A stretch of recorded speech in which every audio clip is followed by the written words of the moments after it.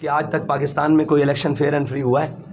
ٹھیک ہے، 2018 کے الیکشن میں RTI سسٹم کو بٹھا کر جس کو قوم پر مسلط کیا گیا ہے تو یہ مسلط اور تسلط کی چل رہا ہے، لیکن اس کے باوجود ہم اپنے نظریات کی بنیاد پر اور اپنے یقین کی بنیاد پر ہم سامنے کھڑے ہیں. کچھ بھی ہو، رزلٹ کیا بھی ہو، لیکن انشاءاللہ ہم پورے یقین کے ساتھ ہیں کہ قوم ہم پر اعتماد کرے گی. اچھا رضوی صاحب، نوجوان کے لیے آپ کا کیا منشور ہے اور اس کے ساتھ معاشی پلان آپ کا کیا ہے؟ دیکھیں، یہی تو نقصان ہے کہ آپ ہمارے اتنے پیارے صافی بھائی ہیں، آپ نے ابھی تک ہمارا 20 نکاتی منشور نہیں پڑھا ہوگا.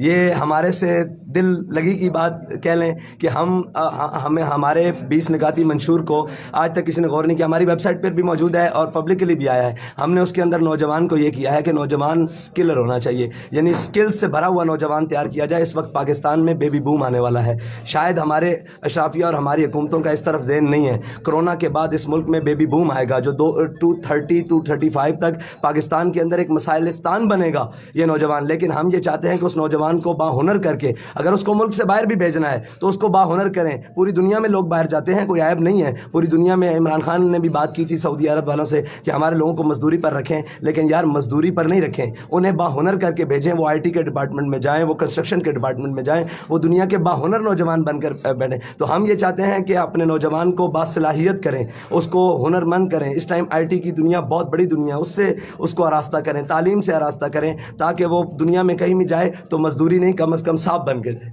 اور میرا آخری سوال آپ سے، نہیں بول کے لب آزاد ہے تیرے، کوئی مسئلہ نہیں. اپنے آگے کا بھی دیکھنا ہے، پیچھے